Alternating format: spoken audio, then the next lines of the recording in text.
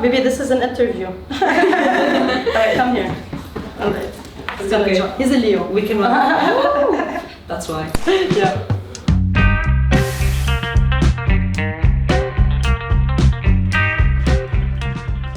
Hi Yasmine. Hi, Lynn. It's so nice to be with you in Haven's new space. It's nice to see you, Rob. So I was just wondering, how did you guys decide to move from the old space to the new one? So the old space, firstly there was the issue of the economic situation in 2019, and we also wanted to expand to a larger space that included a garden. And we had a small garden, but we noticed that it was already getting packed with people. So we tried to find a place with more greenery for people to have space to relax after especially these tough 2-3 years, and a larger space because the community kept growing. So this is how we found this super place that we're very happy about. It's very large and it's very spacious, and I've noticed that you guys have been having a lot of events as well. Yes, Haven does a lot of different types of events, mainly based and that come from the community. So what we do is that we incubate a lot of smaller collectives, a lot of artists and people from marginalized communities, and we ask them to come up with the ideas of the workshops that they want, that they feel like they're lacking, and this is how we structure all of the programs in Haven. And since we opened, there has been a lot of people coming here. Obviously there's a big need for green space in Beirut, and a big need also to be physically together after COVID. So there's been a lot of events. It's been really nice, really enjoyable to connect more to people and to have such diverse events in Haven. Let's shift back to you for a moment. Okay. So how long have you been working with Haven? I've been with Haven for 6 years now. 6 years. In your capacity as creative director? No, I started as a volunteer, then I handled a little bit of art direction in the exhibitions, because we had, in the second space, we had the exhibition space and we had the residency. So I used to take care more of that, and I also have a background in interior architecture. And when I met Haven, it was mainly still pop-up events, and I felt like it lacked a space, or it could actually have a space where people can come every day, people especially who have similar principles, similar ideas, and so I pushed with the team to open a space, and slowly I became the creative director of the NGO. Okay. So you've been with them for quite a while, you've seen them grow as well. Exactly. Tell me about one very memorable memory you've had with Haven. One memorable memory.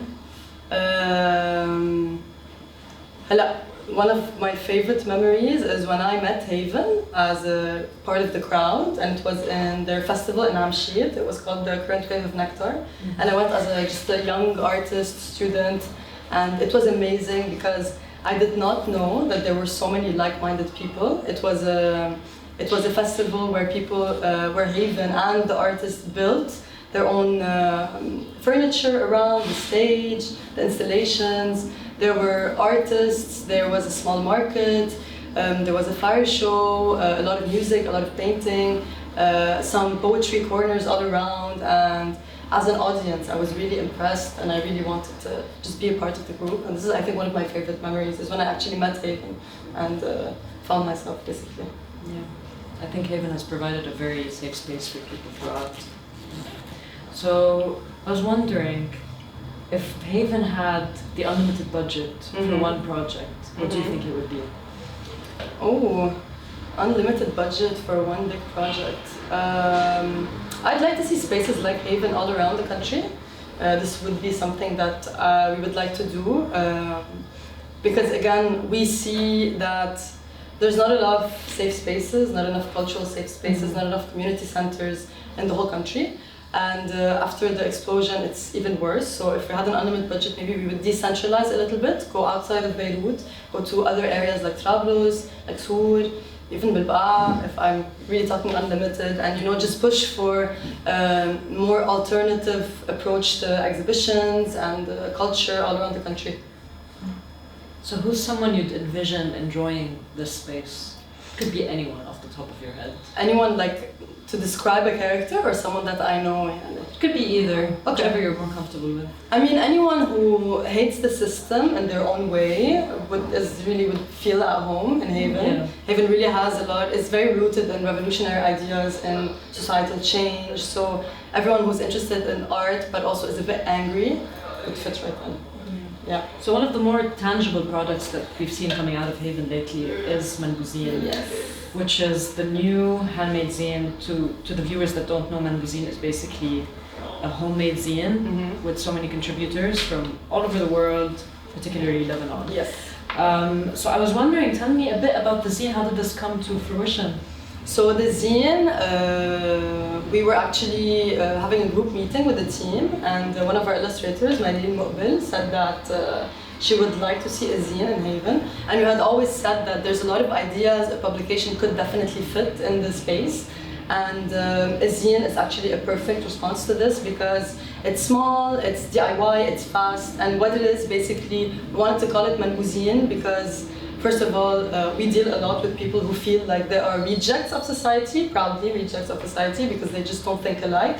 And because a lot of ideas, projects, khawatir, things that are written, poetry, don't grow enough to be maybe in an exhibition space or don't want to be in an exhibition space. So this is that type of publication. It's for people who have maybe some small unfinished projects or some that actually have finished projects and they just want to share it with more people. The zine is for free.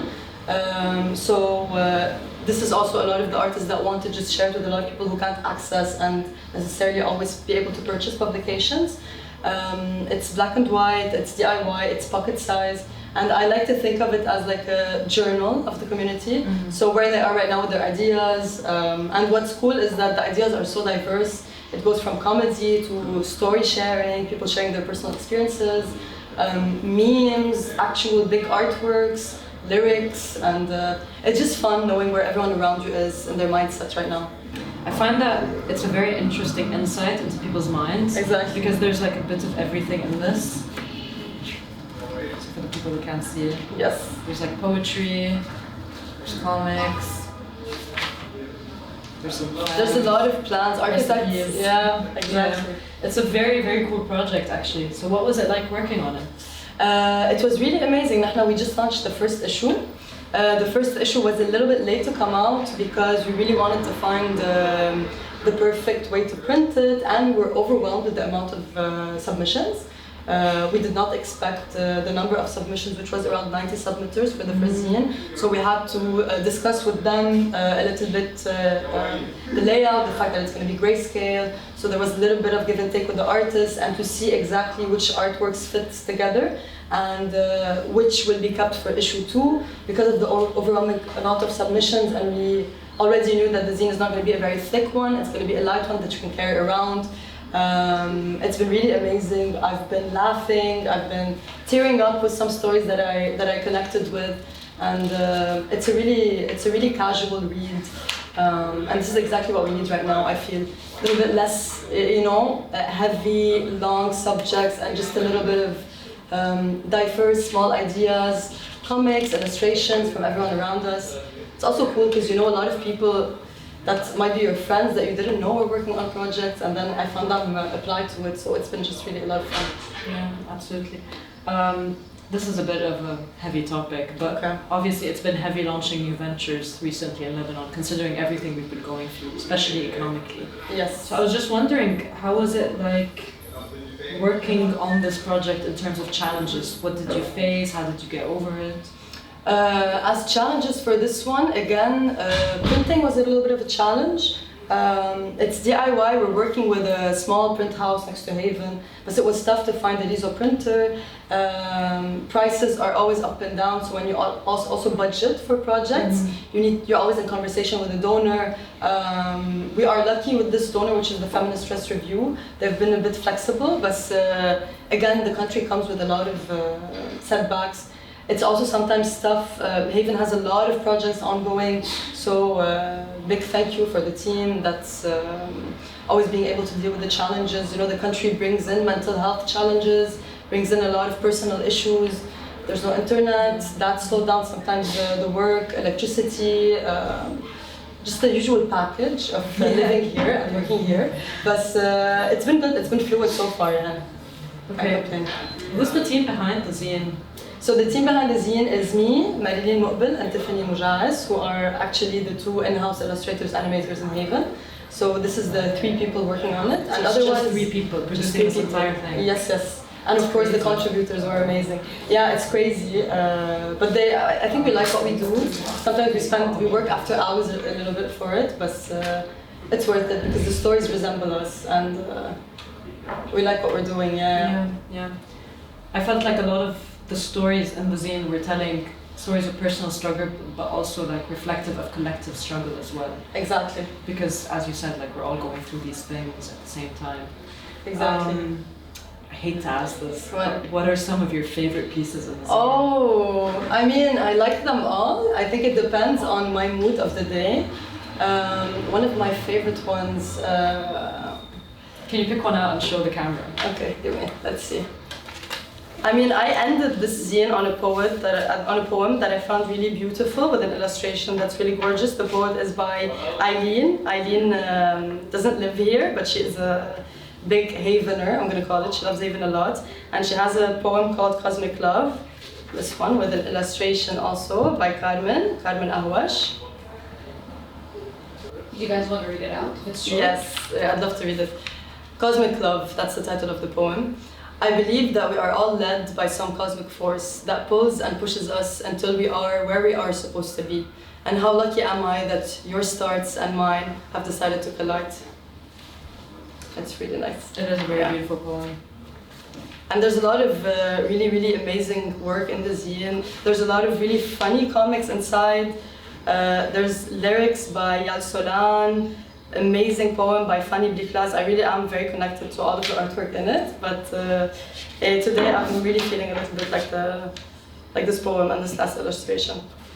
But yeah. Okay, thank you for reading that out for us. Of course. So you mentioned that Haven has a lot of ongoing projects at the same time. Can you possibly disclose what we can expect in the future? What you can expect in the future. So you can check out our Instagram for June. We have a lot of events coming. There's an event called Arkana, which is a moon gathering relating to feminism, alternative forms of knowledge, astrology, which I'm a big fan of. We have a lot of drag workshops coming up. How to prepare and construct your drag persona with the Kawkab Zuhal. There's drag makeup with Elias Shamshoum, Melanie Cox. There's a lot of upcoming events. One really good event is an event that we're doing with the PCF, with the intervention of AFAP, which is a grant writing workshop for artists. We really try to see in what ways we can support the artists most. And artists have been really having challenges finding the perfect way to apply to funds, so that's a cool project coming up. We're back on monthly screenings with Malak Mloué for the Cinema of Refusal, and every day we come up with a new workshop, so this is what's upcoming for the next 3 weeks. But expect a lot of workshops on feminism, expect a lot of workshops on nature, the environment, culture in general, arts, crafts, a little bit of that. Yeah. Let's get back to you as a person. You said you're a big fan of astrology. What's your zodiac sign? Okay, I'm a Taurus. What are you? Yeah, I'm a Scorpio. Oh, super. We get along. Yeah, we do get along. Yeah. What's your moon sign? My moon sign is a Cancer. Okay, me too. Really? Yeah. You're sensitive. Yeah, very sensitive. Yeah. I'm very interested by your tattoos. I can see 3 from here. Okay. So tell us a bit about them, why you decided to get them. About my tattoos, why I decided to get them. Why I decided is also relating to my mood of the day. I love Princess Mononoke a lot. I think she represents a lot of anger that I have inside me. This is why I have her right here, like taking care of me when I'm turning my back.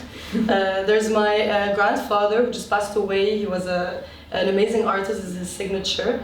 I was his favorite granddaughter, so I tattooed his signature. And there's a lot of flowers. This is one of my illustrations. It was a reminder for me because I stopped drawing and it's been a while that I don't draw. I found myself more in creative direction and sometimes I feel a bit dry with my own output as an artist. So this is a reminder for me that I love to draw, I love to express myself. This is my dog as well. All right, hi baby. Baby, this is an interview. All right, come here. All right.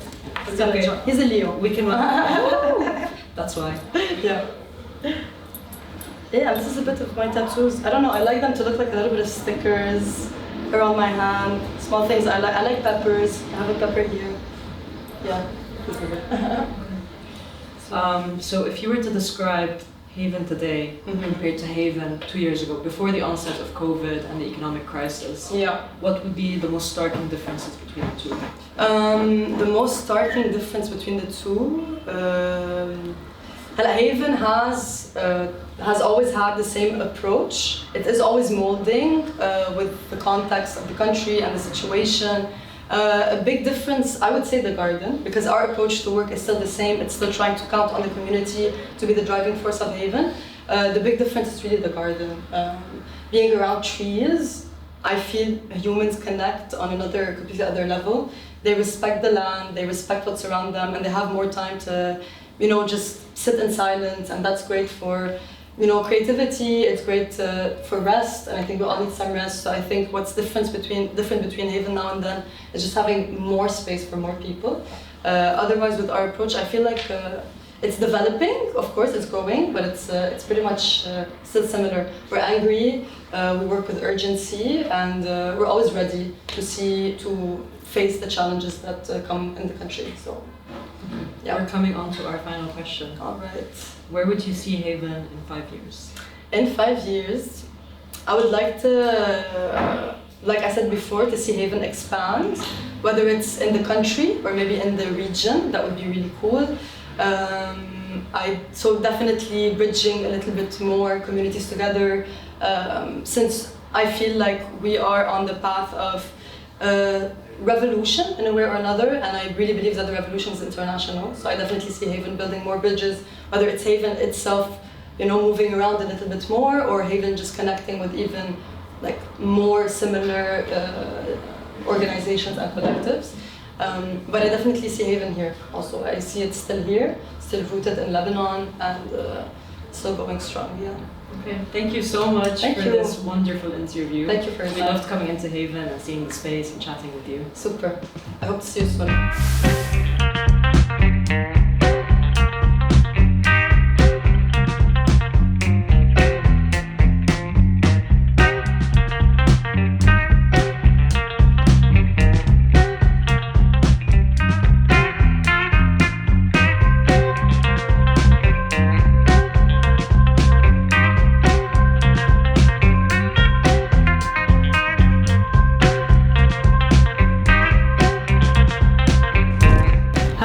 Thank you so much for watching or listening to this podcast.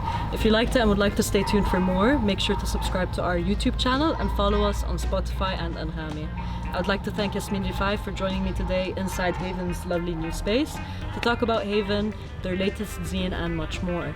If you'd like to pick up a copy of the zine, you can find it for free at Haven's new space. A big thank you to the team behind the scenes at Beirut Today, especially Laudy, Issa, and Karem, Monzer, who were the producers on this episode. I'll see you next time.